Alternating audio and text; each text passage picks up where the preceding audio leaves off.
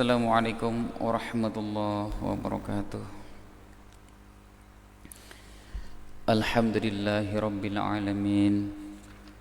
Assalatu wassalamu ala ashrafil anbiya'i wal mursalin Sayyidina wa maulana Muhammadin wa ala alihi wa sahbihi ajma'in. Rabbi syrah li sadri wa yassir li amri wahlul 'uqdatam min lisani yafqahu qawli. Rabbi zidni ilma warzuqni fahma. Allahumma iftah 'alaina hikmataka wanshur 'alaina rahmataka min khazaini rahmatika ya dzal jalali wal ikram. Allahumma rzuqna fahman nabiyyin wa hifdzal mursalin wa ilhamal malaikatil muqarrabin bi rahmatika ya arhamar rahimin.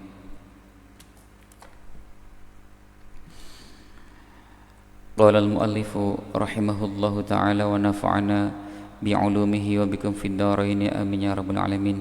Ila hadratin nabiyil mustafa Muhammadin sallallahu alaihi wasallam wa ila hadratin jami' masyayikhina wa masyayikhihi wa mu'allifi hadha kitab Hashim Asy'ari wa walidina. Syuri lailahumul Fatiha. A'udzu billahi minasy syaithanir rajim. Bismillahirrahmanirrahim. Alhamdulillahi rabbil alamin arrahmanir rahim maliki yaumiddin. Iyyaka na'budu wa iyyaka nasta'in ihdinas siratal mustaqim siratal ladzina an'amta 'alaihim ghairil maghdubi 'alaihim waladdallin amin. Bismillahirrahmanirrahim. Halaman 29. Al-babus salis, bab yang ketiga.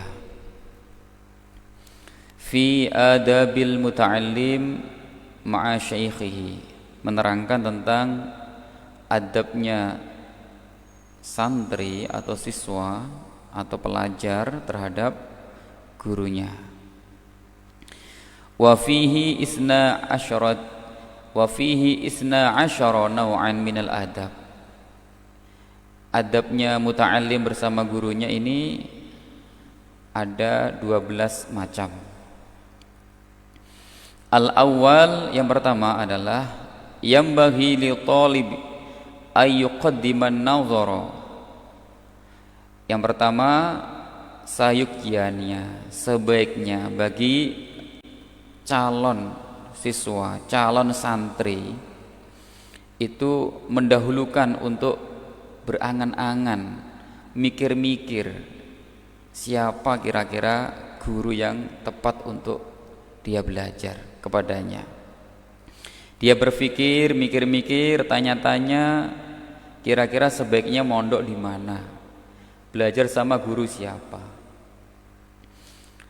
supaya kalau sudah terjun atau terlanjur masuk dalam salah satu pondok itu dia sabar di sana, betah di sana, tidak pindah tempat.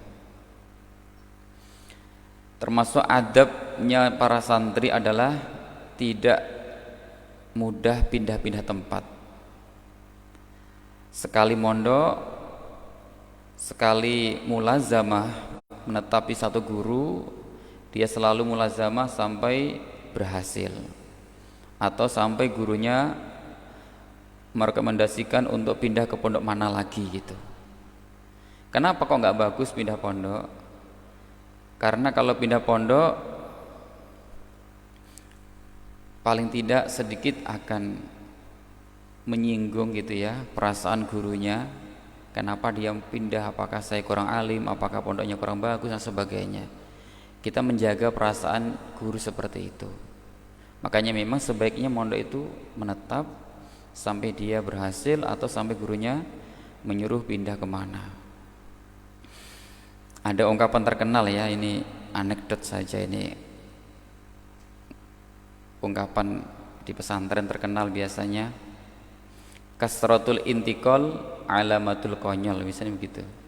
Banyak-banyak pindah pondok itu tanda-tanda konyol bilangnya. Memang sebaiknya tidak pindah-pindah. Makanya sebelum masuk pondok itu dipikir-pikir yang betul-betul, ditanya-tanya betul-betul informasinya, gurunya seperti apa, supaya dia betah di pondok. Wa yastakhira Allah Ta'ala fi man ya'khudhul ilma anhu. Selain dia berpikir kepada siapa dia berguru, pondok mana yang mau ia masuki, dia juga istikharah dulu, minta pilihan kepada Allah, minta petunjuk kepada Allah, supaya nanti Allah memberikan kemantapan salah satu pondok yang mau dituju. Istikharah ini tidak harus bermimpi ya, tidak harus bermimpi. Yang penting kalau kita punya keinginan yang mungkin masih diragukan seperti apa, yang mana yang mau dipilih, kita sholat 2 rakaat, sholat istikharah, setelah itu berdoa seperti doa yang diterangkan dalam hadis itu. Kemudian setelah berdoa kok ternyata ada kemantapan untuk menuju satu tujuan, ya bismillah, maju saja, insya Allah bagus itu. Tapi kalau tidak ada kemantapan sama sekali, mungkin doanya bisa diulang 3 kali. Kalau masih saja belum ada kemantapan, bismillah tawakkaltu 'alallah, pasrah kepada Allah, insya Allah tidak ada masalah, insya Allah tetap bagus. Jadi tidak harus menunggu mimpi. Ada ungkapan mengatakan ma khaba man istasyara, tidak akan rugi orang yang bermusyawarah. Wala nadama man istakhara, tidak akan menyesal orang yang istikharah. Jadi kalau ada keinginan besar ya misalkan begitu, maka sebaiknya kita musyawarah, diskusi, minta pendapat, minta masukan sama orang lain, tidak akan rugi. Kemudian selain kita bermusyawarah, karena memang musyawarah itu perintah Al-Quran ya, wa amruhum syura bainahum. Jadi kita diperintahkan untuk bermusyawarah. Selain bermusyawarah, kita disuruh juga untuk istikharah ya, minta pilihan kepada Allah. Dan orang yang istikharah, insya Allah pilihan yang dipilih, keputusan yang diambil tidak akan menyesal, tidak akan membuat kita menyesal. Wa yaktasiba husnal akhlaqi wal adabi minhum, maka memilih guru yang paling bagus akhlaknya, yang paling bagus adabnya. Jadi dia mikir-mikir mana guru yang paling bagus akhlaknya, paling bagus adabnya. Waliyakun in amkana mimman sabatat ahliyatuhu wa tahaqqaqat syafaqatuhu wa dhaharat muru'atuhu washtaharat siyanatuhu. Kalau bisa, sebaiknya memilih guru yang benar-benar ahlinya, yang benar-benar pakarnya di dalam bidang ilmu yang akan kita ambil, yang benar-benar telah terbukti kasih sayangnya terhadap para santri, para murid. Gurunya penyabar misalkan, tidak mudah marah, tidak mudah emosi, penyabar, penyantun, yang sudah tampak muruahnya, harga dirinya, wibawanya, dan sudah terkenal bahwasanya guru yang akan kita pilih adalah termasuk orang yang selalu menjaga diri dari perbuatan tercela. Jadi benar-benar memilih guru itu istikharah dulu, musyawarah dulu, cari guru yang paling alim, yang paling pakar, yang paling sayang terhadap santrinya, yang sudah terkenal waroknya dan lain sebagainya, supaya benar-benar dia punya husnudzon, kemantapan hati, berbaik sangka selalu kepada gurunya. Jangan sampai ada murid, ada santri yang akhlaknya buruk terhadap gurunya, yang punya kecurigaan, suudzon terhadap gurunya. Tidak boleh. Nanti dibahas di bab berikutnya. Wa kana ahsana ta'liman wa ajwada tafhiman. Sebaiknya seorang murid tadi memilih guru yang paling bagus cara mengajarnya dan paling bagus cara memberi faham atau menerangkan. Jadi cari guru yang paling bagus cara mengajarnya, yang paling enak kalau menerangkan, seperti itu. Karena memang irsyadul ustadz itu benar-benar dibutuhkan, petunjuk guru benar-benar dibutuhkan dalam keberhasilan belajar. Kalau dalam kitab Ta'lim Muta'alim itu syarat untuk mencapai ilmu ada 6 ya. Ala la tanalul ilma illa bisittatin sa'umbika an majmu'iha bibayani zakain wa hirsin wa istibarin wa bulghatin wa irsyadu ustazi wa tuliz zamani. Jadi ada 6 syarat untuk mencapai ilmu supaya berhasil. Yang pertama zakain, kecerdasan, wa hirsin, keseriusan, ketekunan dalam belajar, wastibarin, kesabaran, wa bulghatin, ada biaya, wa irsyadu ustazi, ini wa irsyadul ustazi, ada petunjuk guru. Ini penting sekali. Wa tuliz zamani, dan masa belajarnya itu lama. Itu 6 syarat dalam belajar. Fa'an ba'di salaf hadzal ilmu dainun fangzur amman ta'khuduna dinakum. Sebagian ulama salaf adalah ulama yang hidup pada abad ketiga atau sebelum abad ketiga. Abad pertama, kedua, ketiga itu ulama salaf. Setelah abad ketiga atau setelah 300 tahun itu disebut ulama mutaakhirin, ulama akhir. Menurut sebagian ulama salaf, ilmu adalah termasuk agama. Maka hati-hati atau angan-angan, pikir-pikir kepada siapa kalian akan mengambil agama kalian. Jadi mengambil agama itu hati-hati. Kalau gurunya misalkan ya, nauzubillah, salah dalam menerangkan, salah dalam pemahaman, itu yang salah bukan hanya gurunya, tapi muridnya juga akan dapat kesalahan pemahaman. Makanya ada ungkapan Arab mengatakan zallatul alim zallatul alam, tergelincirnya orang alim bisa menggelincirkan orang alam. Kesalahan orang alim bisa membuat orang lain banyak yang ikut salah karena orang lain itu ikut kepada orang alim tersebut. Maka hati-hati mencari guru. Kalau gurunya salah, bisa jadi nauzubillah ya, muridnya bisa salah. Wasani yajtahidu ay yakuna asy-syaikhu mimman lahu 'alal ulumi asy-syar'iyyah tamamul ittila'. Yang kedua, adabnya santri terhadap guru adalah sungguh-sungguh mencari guru yang sudah pakarnya dalam ilmu syariat, ilmu-ilmu zahir, ilmu-ilmu syariat itu minimal ya, gurunya harus menguasai, harus pakar.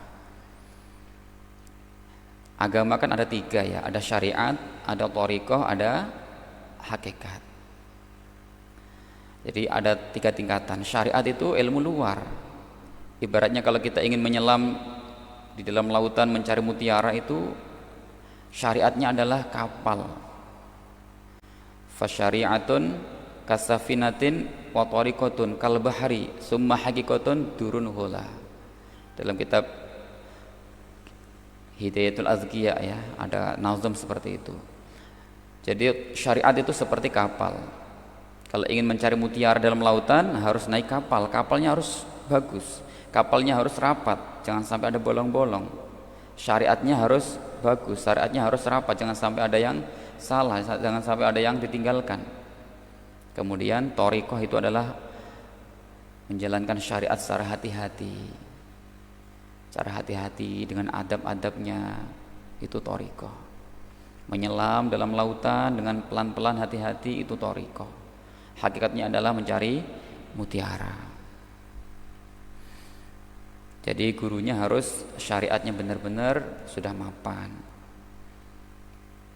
Jangan sampai mencari guru yang jarang sholat, jarang puasa dan sebagainya. Walaupun dirinya mengaku sebagai wali misalkan, kalau syariatnya nggak mapan, bahaya juga. Karena orang-orang itu melihat hanya zahirnya. Kalau zahirnya nggak sholat, zahirnya nggak puasa, nanti diikuti orang banyak. Bahaya ini. Entah hakikatnya seperti apa nggak tahu kan. Barangkali dia sholat juga tapi secara hakikatnya apa nggak diketahui orang banyak lah sebagainya, kita nggak tahu. Tapi zahirnya yang paling penting, syariatnya yang paling penting. Jadi benar-benar guru itu sudah mutolaah secara dalam lah, sudah tabahur, sudah mendalami benar-benar ilmu syariat, pemahamannya benar-benar sudah mapan ibaratnya, bukan hanya sekedar katanya-katanya. Pemahaman syariatnya benar-benar sudah ittila', mendalami, benar-benar sudah mutolaahnya sudah bagus. Walahu mimman yusaku bihi min masyayikhi asrihi kasratu bahsin wa tuli ijtima'in, dan mencari guru yang sudah dipercaya oleh para syekh di zamannya, bahwasanya guru itu benar-benar sudah banyak membahas ilmu, sudah lama mulazamah kumpul dengan para syekh, para guru-guru yang lain untuk membahas, untuk diskusi, untuk membandingkan pemahamannya dengan yang lain.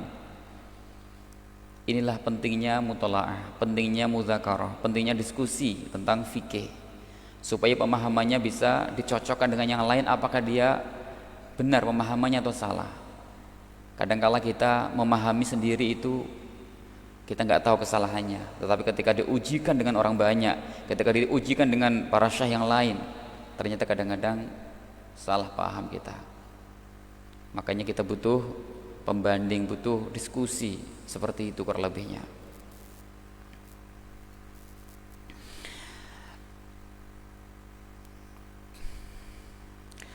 La mimman akhadzal ilma an butunil awraq, tidaklah mencari guru yang dia alimnya hanya karena membaca sendiri. Mungkin ya kalau orang itu cerdas, orang itu pintar, kadang-kadang bisa alim dengan membaca sendiri tanpa guru, kadang-kadang.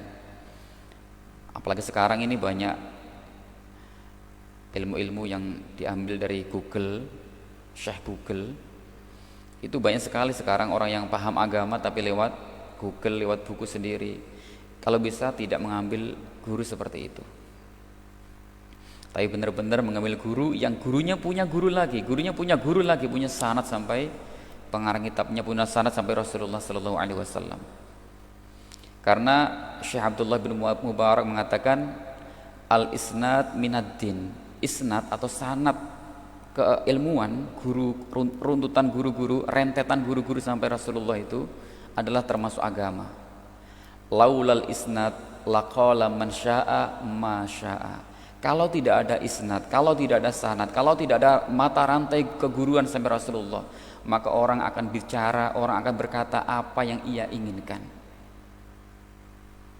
Jadi karena kita punya guru, maka pemahaman kita dicocokkan dengan guru kita, pemahaman kita dicocokkan lagi dengan gurunya lagi, sampai pengarang kitabnya, sampai gurunya, sampai Rasulullah Sallallahu Alaihi Wasallam. Maka ada mengatakan man ta'allama bila syaikhin fa syaikhuhu syaitan. Barang siapa belajar tanpa guru, maka gurunya adalah syaitan. Nauzubillah. Jadi mencari guru yang benar-benar punya sanad.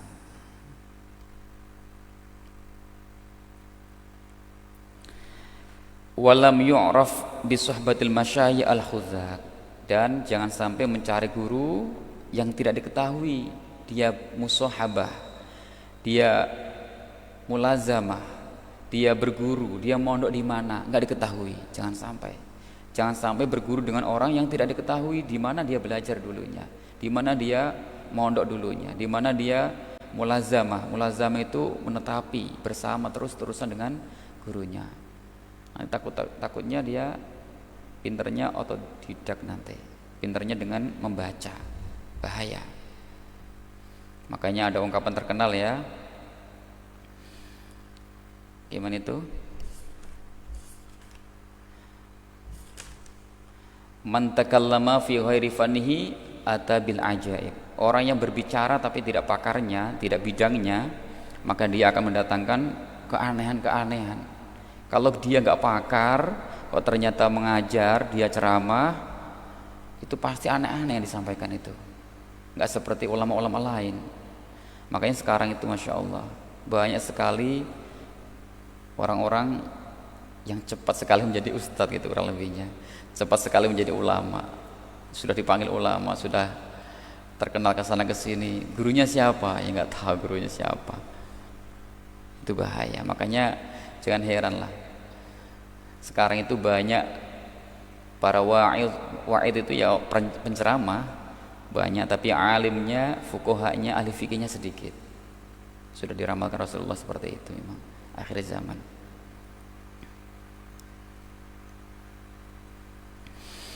Qala Imamuna Syafi'i, Imam Syafi'i mengatakan radhiyallahu an, man tafaqqaha min butunil kutub dhayya'al ahkam. Barang siapa alim tapi gara-gara membaca saja tanpa punya guru, maka dia akan menyia-nyiakan hukum. Siapa yang alimnya gara-gara membaca saja tanpa ada pembanding diskusi, tanpa ada guru yang ditimba ilmunya, maka dia akan menyia-nyiakan hukum. Kayak tadi, man takallama fi ghairi fanhi atabil ajaib. Aneh-aneh nanti yang disampaikan.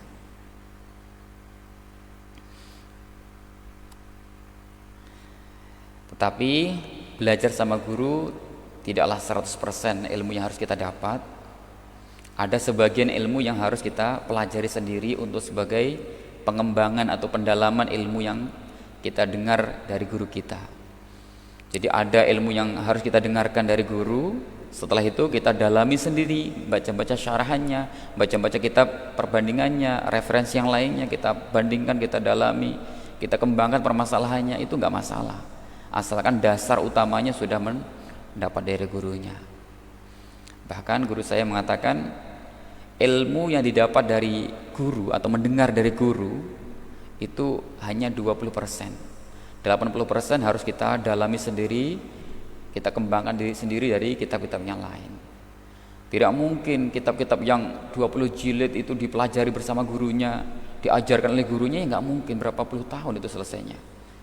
Apalagi kitab-kitabnya itu banyak sekali, besar-besar, itu nggak mungkin bisa diajar oleh satu guru. Mestinya mereka bisa, kitab-kitab itu bisa terbaca dengan mutolaah sendiri, dengan belajar sendiri sebagai pendalaman ilmu yang didapat dari gurunya. Yang tidak boleh adalah dia tidak pernah diajar guru sama sekali, ternyata dia mencari sendiri, belajar sendiri dari buku atau Google atau didak, itu nggak boleh. Tapi kalau pernah belajar ilmu dasar-dasarnya dari gurunya, kemudian dikembangkan lagi ilmu-ilmu yang lain, syarah-syarahnya, itu tidak masalah. Syukur-syukur bisa didiskusikan, dimudzakarahkan, dibahasul masailkan misalkan, itu bagus lagi. Wasalisu ayyan qada li syaikhihi fi umurihi.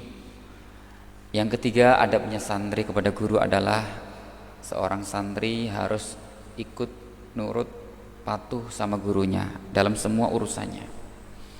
Wala yakhruja an ra'yihi wa tadbirihi. Jangan sampai dia keluar dari perintahnya guru, keluar dari aturannya guru. Gurunya mengatur, misalkan kita disuruh menghafal, ternyata kita nggak mau menghafal, jangan sampai.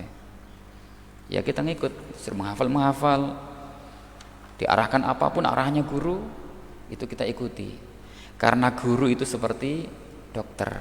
Di sini sebutkan bal yakunu ma'ahu kal marid ma'at tabib al mahir. Bahkan kalau bisa santri itu seperti pasien, guru itu seperti dokter yang mahir, yang pintar. Jadi dokter itu menyarankan supaya pasien yang sakit itu seperti apa, minum obat ini, minum obat itu, disuruh istirahat begini begitu, harus nurut. Kalau nggak nurut ya susah sembuhnya nanti. Begitu juga dengan murid, kalau ingin alim, ingin berhasil, ya harus ngikuti arahan guru. Suruh belajar ini awalnya, terutama kitab ya. Belajar kitab itu yang milih bukan muridnya, tapi gurunya yang milihkan. Gak bagus itu, nanti dibahas juga di sini. Gak bagus murid itu milih kitab ini, kitab itu, mengatur gurunya, itu gak bagus. Gurunya yang mengatur muridnya, kamu belajar ini dulu, belajar ini dulu, ngikut gitu. Itu lebih bagus karena guru itu lebih berpengalaman. Jadi benar-benar santri itu harus ikut terhadap gurunya.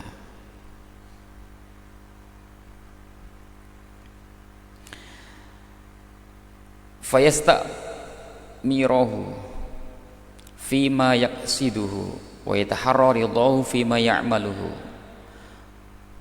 Kemudian si murid tadi selalu minta arahan, minta diperintah, minta pandangan jika ingin menuju sesuatu. Jika ingin punya ide, punya gagasan, punya tujuan, itu minta arahan dari gurunya, baik apa enggak. Wa yataharra ridahu, dan benar-benar mencari ridha guru. Ini yang paling penting, mencari ridha guru.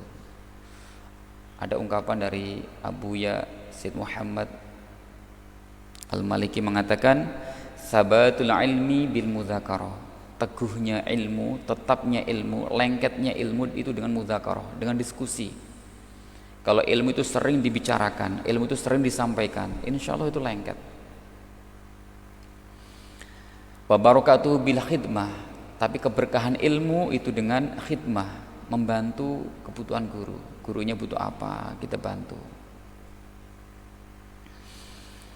Wa naf'uhu bi ridho syaikh. Manfaatnya ilmu itu dengan ridhonya guru. Jadi kalau ingin bermanfaat ilmunya harus mencari ridho guru. Gurunya harus benar-benar ridho kepadanya. Jangan sampai gurunya itu marah, jangan sampai gurunya tidak rela, tidak ridho.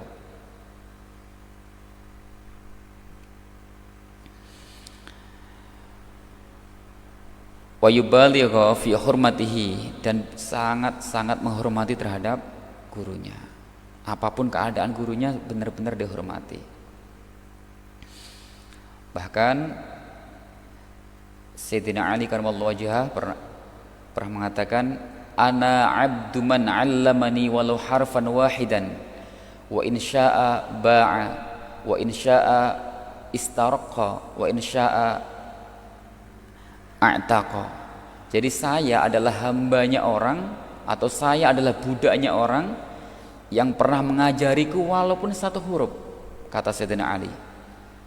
Walaupun ada orang mengajari satu huruf pada saya adalah budaknya dia. Kalau guru yang mengajar satu huruf kok ingin supaya menjual diri saya juga bersedia dijual.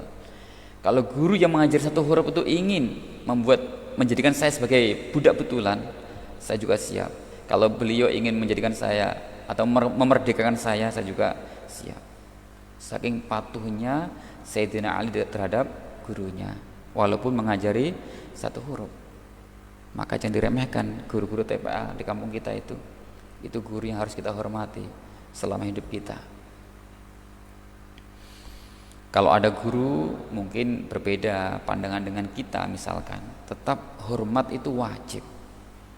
Hormat guru itu wajib. Ingat,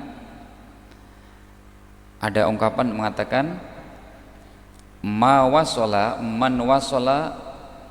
illa bihurmah. Tidak ada orang yang berhasil menuju apa yang ia tuju kecuali dia pasti hormat terhadap gurunya. Tapi wa masaqata man saqata illa bitarkil hurmah. Tidak akan ada orang gagal daripada tujuannya, terutama masalah ilmu, kecuali dia meninggalkan hormat terhadap gurunya. Ala tara anal insan la yakfuru bil ma'siyah wa innama yakfuru bitarkil hurmah. Maka ingatlah, manusia itu tidaklah kufur karena kemaksiatan, tetapi dia kufur karena meninggalkan hormat. Ini ibaratnya iblis ya dulu. Iblis itu ketika diperintah oleh Allah untuk hormat, untuk sujud kepada Nabi Adam, iblis tidak mau hormat kepada Nabi Adam, meninggalkan hormat, meninggalkan patuh kepada Allah. Ini yang membuat iblis dimurkai oleh Allah. Kalau kemaksiatan tidak membuat kita dimurkai sampai tidak diharamkan masuk surga, tidak. Kemaksiatan bisa ditaubati. Tetapi kalau sudah meninggalkan hormat sampai meremehkan dan sebagainya, itu yang berbahaya.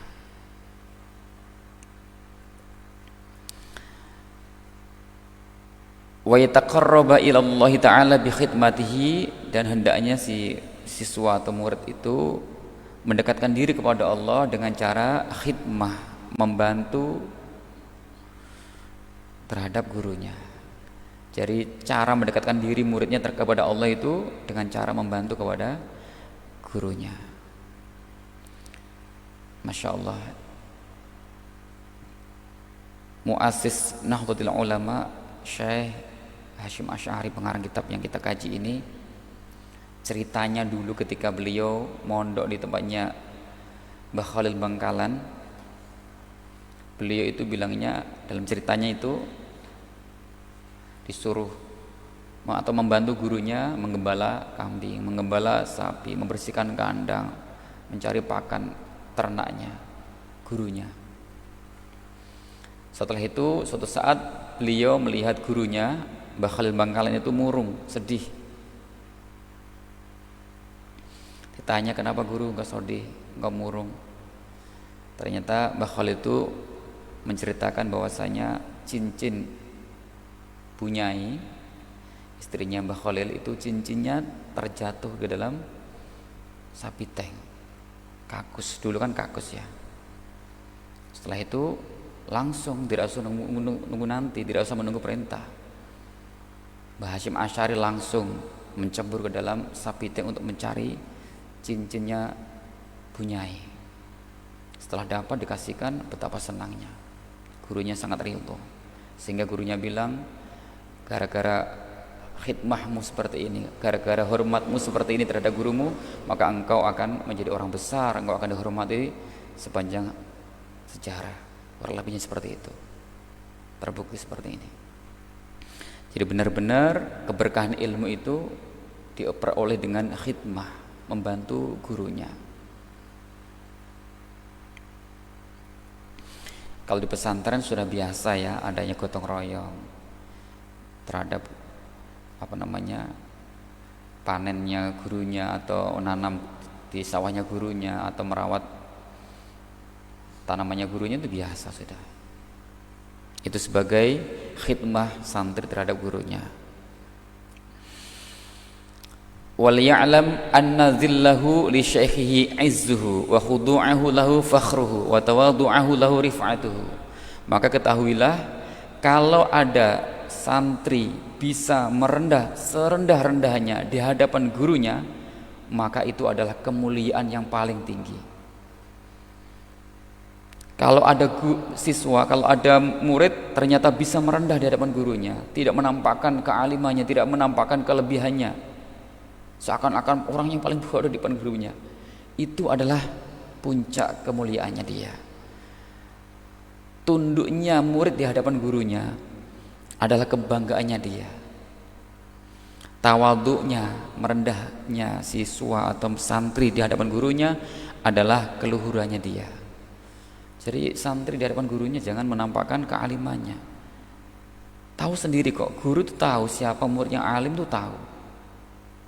Orang alim itu nggak bisa dibohongin, orang alim itu nggak bisa ditutupi. Walaupun dia pura-pura, atau walaupun dia itu menampakkan atau nggak menampakkan kealimannya, dia menutupi jati dirinya, tetap kelihatan itu. Berbeda pandangannya, sorot matanya orang alim, tutur katanya orang alim, tingkah lakunya orang alim itu berbeda. Nggak usah dipromosikan, nggak usah diumumkan, ketahuan itu. Makanya murid di hadapan gurunya nggak usah menampakkan kealimannya, merendah aja terus. Gurunya tahu sendiri, pasti tahu itu, yakin tahu. Justru merendahnya murid di hadapan gurunya itu adalah puncak kemuliaannya si murid itu. Tetapi kalau muridnya sombong di hadapan gurunya, itu kehinaannya si murid. Nauzubillah.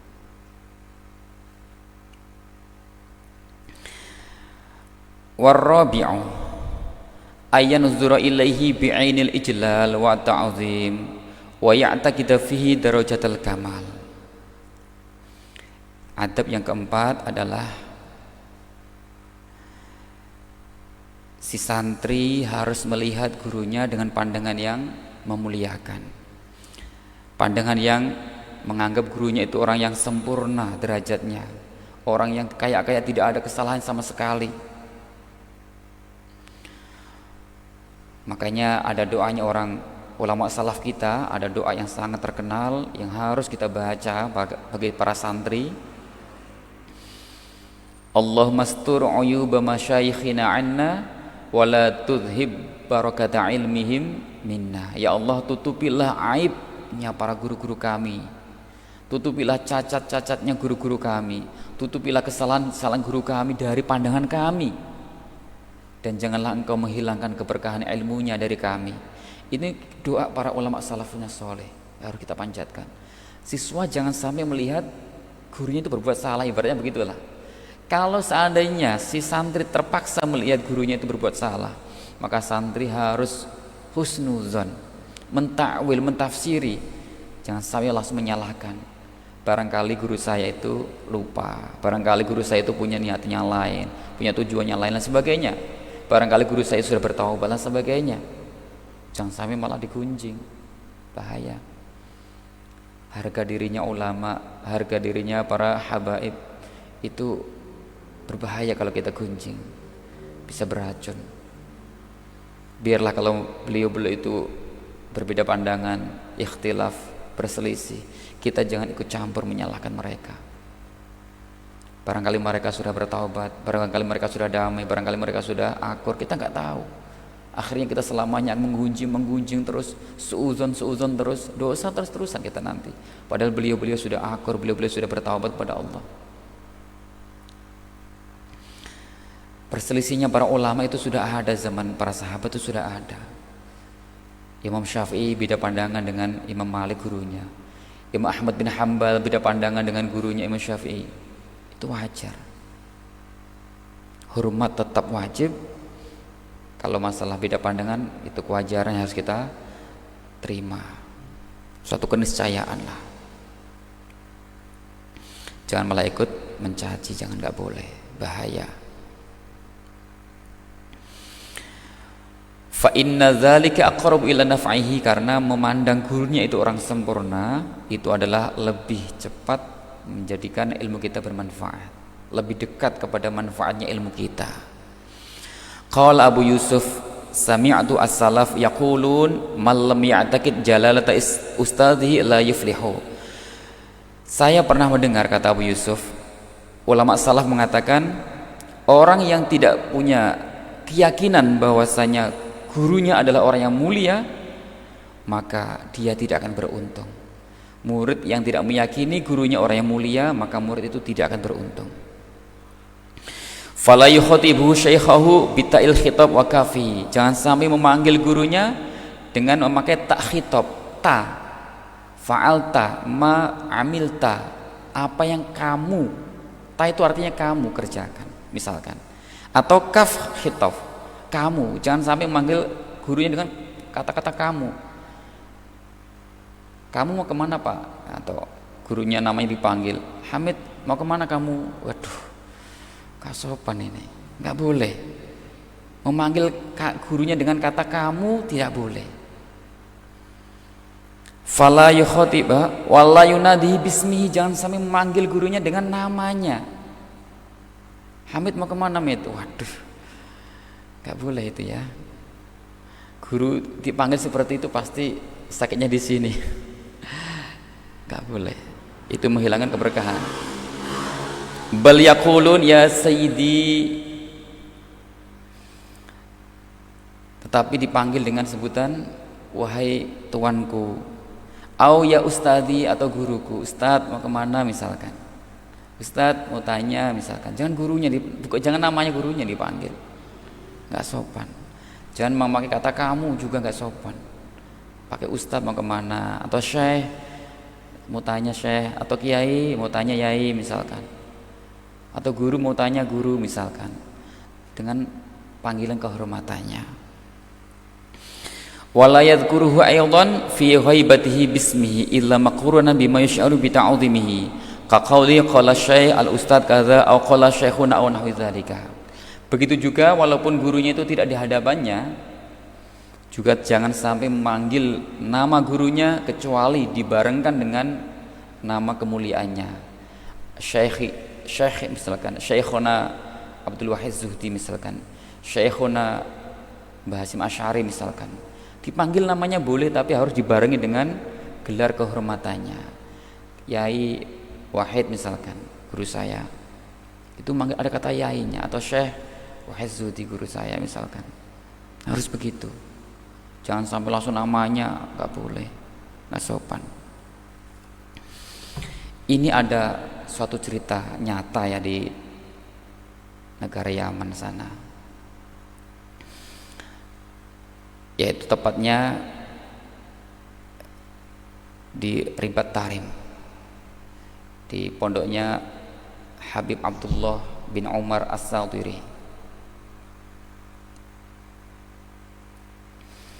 Said atau Habib Abdullah bin Umar As-Satiri itu punya murid yang alim, sudah 13 tahun mengguru atau mondok di sana, sampai hafal kitab Tuhfatul Muhtaj 10 jilid, hafal itu. Saking alimnya, sampai digadang-gadang beliau nanti akan menjadi mufti pengganti gurunya, saking alimnya. Tapi yaitu orang alim itu bujukannya adalah na'udzubillah ya, kesombongan, sehingga dia mengira dia sudah setara dengan gurunya, menganggap sudah selevel gurunya, sampai saya memanggil gurunya tidak memakai kehormatan, dengan sebutan nama saja. Na'udzubillah. Suatu saat si muridnya tadi keluar pondok tanpa izin gurunya, memenuhi undangan pengajian di luar, di Mukalla. Di sana ketika pengajian Habib Abdullah bin Umar As-Satiri itu tanya sama murid yang lain, di mana si A, murid saya itu, di mana dia? Oh, nggak ada di sini. Teman-temannya bilang dia ke Mukalla, ada undangan ceramah di sana. Kok dia nggak izin sama saya? Yang lain pada diam semua. Akhirnya beliau mengatakan, ya sudah, walaupun dia keluar dari pondok, ilmunya tetap di pondok, ilmunya nggak bisa dibawa pulang. Dia bisa keluar pondok silahkan, tapi ilmunya nggak bisa dibawa pulang. Saking sakit hatinya gurunya terhadap muridnya seperti itu, karena sombongnya tadi, memanggil gurunya dengan sebutan nama, keluar masuk pondok tanpa izin gurunya, sudah menganggap selevel dengan gurunya. Na'udzubillah. Akhirnya apa yang terjadi di Mukalla ketika dia si murid itu ingin ceramah di hadapan para jamaah banyak sekali, karena terkenal kan dia itu orang atau murid atau santri dari Ribat Tarim, terkenal para muhibbinnya Habib Abdullah itu banyak sekali di Mukalla, para ingin mendengarkan semua. Ternyata ketika ingin menguraikan satu ayat pendek, wa ma khalaqtul jinna wal insa illa liya'budun ila akhirih, beliau kaku, tidak bisa berkata apa-apa, hilang semua ilmunya, nggak bisa apa-apa. Kitab kecil pun Safinatun Najah nggak hafal. Dulu ketika di pondok 10 jilid kitab tebal-tebal itu hafal, sekarang hilang semua ilmunya. Maka dia langsung kaku, langsung malu, duduk termenung, menangis terseduh-seduh, karena ya malu di hadapan orang banyak, gak bisa bicara apa-apa. Akhirnya ada muridnya Habib Abdullah bin Umar As-Satiri itu punya firasat lah kurang lebihnya, menyangka pasti murid ini ada sesuatu ini. Ketika ditanyakan ke pondok, ternyata betul dia adalah muridnya bermasalah, keluar pondok tanpa izin, sudah sombong di pondok dan sebagainya. Akhirnya disarankan supaya dia itu minta maaf terhadap gurunya, tapi dia nggak mau. Apa yang terjadi? Selain dia nggak punya ilmu, kehidupannya juga menjadi orang fakir miskin, na'udzubillah. Dia menjadi penjual arang di pasar, nggak punya keluarga. Dia meninggal dunia pun nggak punya kain kafan untuk membungkus dirinya. Yang merawat jenazahnya itu ya muridnya Syed Abdullah tadi, yang memberi saran tadi. Fakir ilmu, fakir harta dunia, gara-gara sombong terhadap gurunya. Na'udzubillahi min zalik. Ada ungkapan mengatakan, man nada syaikhahu bismihi lam yamut hatta yadhuqal faqra al ma'nawi fil ilmi. Barang siapa memanggil gurunya dengan sebutan namanya saja, maka dia tidak akan mati kecuali dalam keadaan fakir harta maupun fakir ilmu, sombong terhadap gurunya. Ada Imam Nawawi mengatakan, uququl walidain tamhuhu taubah. Durhaka terhadap orang tua itu bisa ditaubati. Tetapi uququl ustazina la yamhuhu syai'un albattah. Durhaka terhadap guru tidak ada taubatnya sama sekali. Nauzubillahi min zalik. Ini hati-hati. Ini pasti guru yang luar biasa ya. Hati-hati terhadap guru. Anggaplah guru itu orang yang sempurna. Murid itu adalah orang paling bodoh di hadapan gurunya, orang yang tidak tahu apa-apa di hadapan gurunya. Jangan menyombongkan, jangan menonjolkan kealimannya terhadap guru-gurunya. Membantah gurunya walaupun berbeda pandangan ya secara halus. Jangan sampai ngotot membantah dan sebagainya. Mudah-mudahan kita semua menjadi santri yang taat patuh terhadap gurunya, mendapatkan ilmu yang bermanfaat, keberkahan dan bermanfaat untuk orang banyak. Amin Allahumma amin. Al-Fatihah. Bismillahirrahmanirrahim. Bismillahirrahmanirrahim. Bismillahirrahmanirrahim. Maliki yaumiddin. Iyyaka na'budu wa iyyaka nasta'in. Ihdinas siratal mustaqim. Siratal ladzina an'amta 'alaihim ghairil maghdubi 'alaihim waladdallin. Amin. Assalamualaikum warahmatullahi wabarakatuh.